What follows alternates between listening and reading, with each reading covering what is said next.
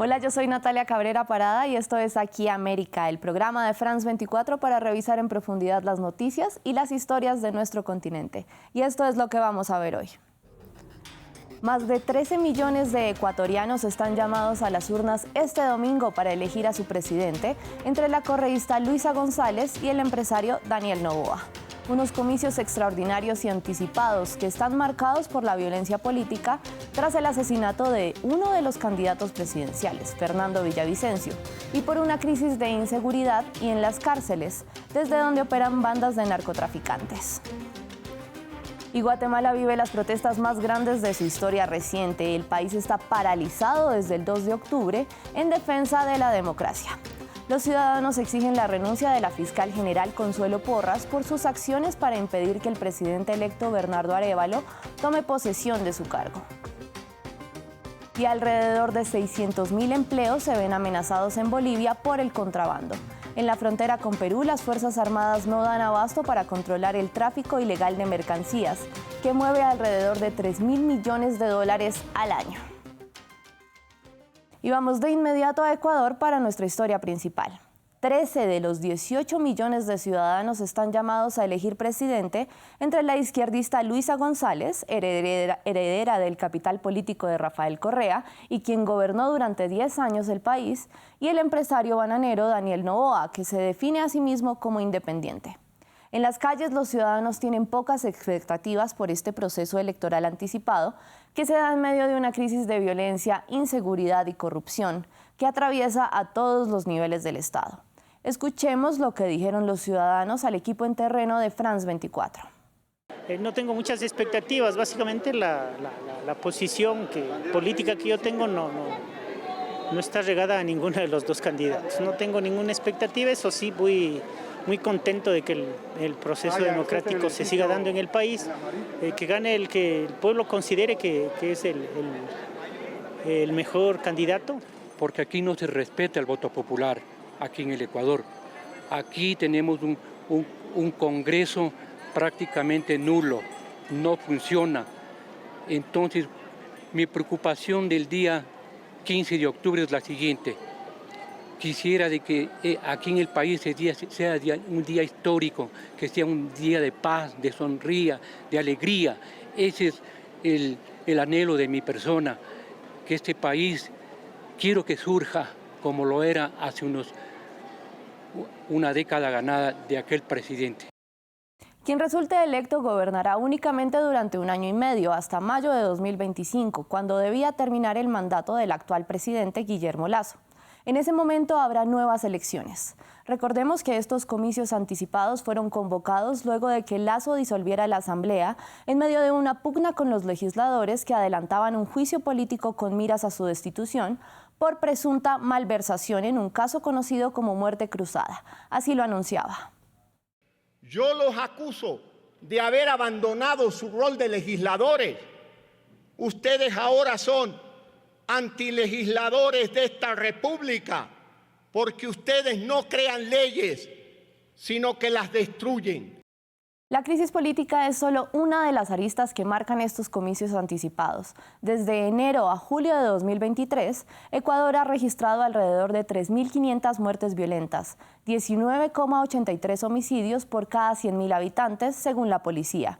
Y el magnicidio del candidato Fernando Villavicencio antes de la primera vuelta llevó a que los demás aspirantes tuvieran que usar chalecos antibalas en sus actos de campaña.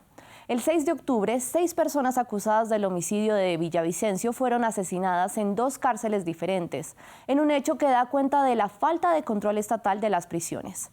Más de 430 presos han sido asesinados desde 2021 por disputas entre bandas criminales. Luis Muñoz nos hace un repaso. El nuevo presidente de Ecuador recibe un sistema carcelario en crisis. Más de 430 presos han sido asesinados desde 2021. La primera masacre tuvo lugar en febrero del mismo año, cuando murieron 79 reclusos en distintas cárceles.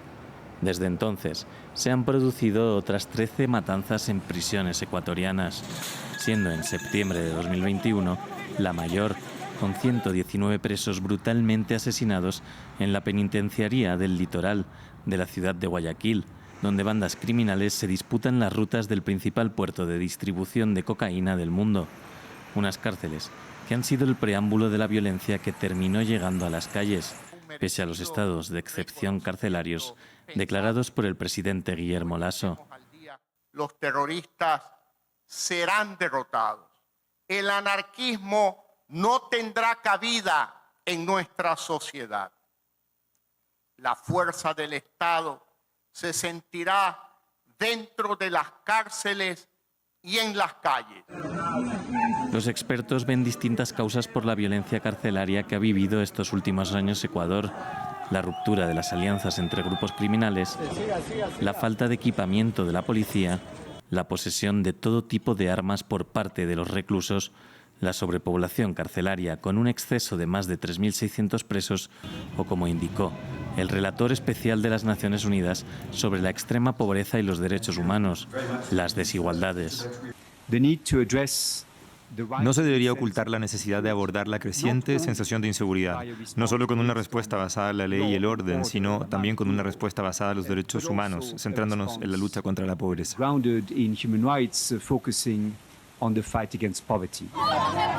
El nuevo presidente tendrá por delante el reto de devolver la normalidad a unas cárceles donde centenares de presos han sido asesinados, pese a estar bajo la tutela del Estado. Cambiamos de tema y nos vamos a Guatemala, que está paralizada desde el 2 de octubre por el paro nacional en defensa de la democracia. Los ciudadanos bloquean las vías en rechazo a las acciones de la Fiscalía para impedir que el presidente electo Bernardo Arévalo tome posesión de su cargo. Veamos el informe que preparamos para ustedes. Firmes en las calles en defensa de la democracia. Los guatemaltecos mantienen el paro nacional en defensa de la democracia. Se trata de las protestas más grandes de la historia reciente del país centroamericano y nacieron para exigir la renuncia de la fiscal general Consuelo Porras y de los líderes del Ministerio Público, a quienes señalan de intentar impedir que el presidente electo Bernardo Arévalo tome posesión como está previsto el 14 de enero de 2024. Es importante que toda la población se una a la lucha, porque realmente lo que tocaron es el derecho de la población, donde fue violentado los pocos derechos que tenemos como pueblos, no solo la población indígena, no solo la población campesina, sino que también la población en general, área rural, área urbana, fueron violentados. La decisión que fueron hecho el 20 de agosto. La Fiscalía ha defendido lo que describe como acciones legales para investigar a Semilla, el partido de Arévalo, en referencia a los allanamientos que ha hecho a la sede del movimiento político y a la apertura de cajas que contienen votos, una acción condenada por la Organización de Estados Americanos. La mayoría de las manifestaciones han sido pacíficas. Sin embargo, la policía ha lanzado gases lacrimógenos para levantar los bloqueos. El presidente Alejandro Yamatei ha dicho que son ilegales. El temor es de que el gobierno mande a la policía y que nos traten de mover. Nosotros estamos en nuestro derecho a protestar y ellos no pueden limitarnos ese derecho, es lo único que tenemos ahora. Nosotros ya hicimos nuestra parte, elegimos y sacamos al gobierno actual. Nosotros queremos una nueva Guatemala, por eso es que estamos manifestando de una forma pacífica y no estamos dispuestos a caer en esa tentativa. En las protestas hay infiltrados, pero los mismos manifestantes los sacamos. La paralización del transporte, así como el cierre de varios negocios y mercados, ya ha generado algunos problemas de desabastecimiento de alimentos y de combustible, lo que generó a su vez la cancelación de vuelos y el aumento de precios de productos de la canasta básica. Arévalo, un legislador hasta ahora poco conocido, obtuvo una inesperada victoria en las elecciones de primera vuelta, que tuvieron lugar en junio con su promesa de luchar contra la corrupción. La fiscal Porras pidió a un juez que descalificara a su partido Semilla, alegando fallas en el registro de hace 6 años, algo que fue desestimado por la justicia.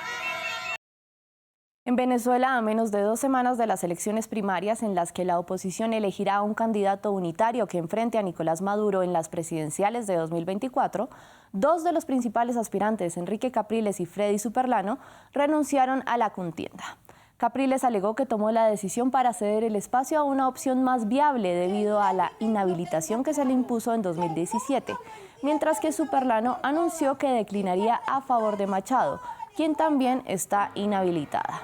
Machado lidera las encuestas, pero insiste en que estas inhabilitaciones son inconstitucionales.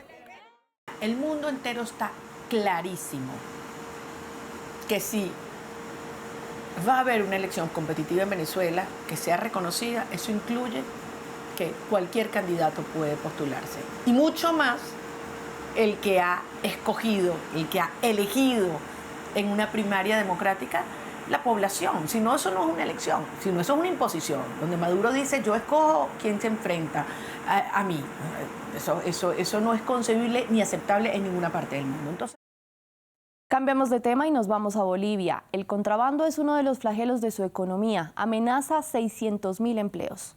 Las Fuerzas Armadas participan constantemente en operativos de decomisos en las fronteras, pero aún así es un crimen que mueve más de 3.300 millones de dólares anuales, una cifra equivalente al 8% del Producto Interno Bruto del país. Desde Bolivia, Javier Aliaga nos trae los detalles. Documento de importación nacional 11. Un comando militar participa en un operativo contra el contrabando en la frontera con Perú. Un total de 80 dispositivos de este tipo se hacen a diario en las 5 fronteras de Bolivia para intentar disminuir este delito que genera más de 3.000 millones de dólares anuales a los contrabandistas. Es por eso que el Comando Estratégico Operacional de Lucha contra el Contrabando realiza patrullajes constantes en todas las líneas de frontera para interceptar estos vehículos.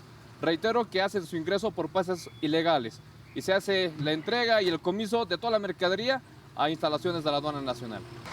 El Grupo de Operaciones Especiales apoya a la aduana desde hace 5 años. En cada requisa, además, los militares explican a las personas las consecuencias del contrabando. Estamos logrando que la gente tome conciencia que el contrabando es un delito que afecta a la economía y que afecta no solamente a un sector, sino a toda Bolivia y al futuro de nuestros hijos. Pese a los esfuerzos, el delito ha crecido y su valor representa el 8% del Producto Interno Bruto del país, poniendo en riesgo 39.000 industrias y 600.000 empleos de fabriles, según señala el presidente de la Cámara de Industrias. Los proyectos industriales que construye el gobierno también se están viendo afectados. El gobierno está generando más de 130 industrias. La pregunta es, ¿podrán vender? No porque le deseamos mala suerte al gobierno, sino porque el contrabando también va a afectar esas industrias. En Bolivia el problema se agrava porque, según analistas, existe una población informal de cerca del 86% que comercia o consume productos de contrabando por sus bajos precios, lo que afecta de manera directa a las empresas formales. Gracias por acompañarme en esta emisión de Aquí América. Sigan en sintonía.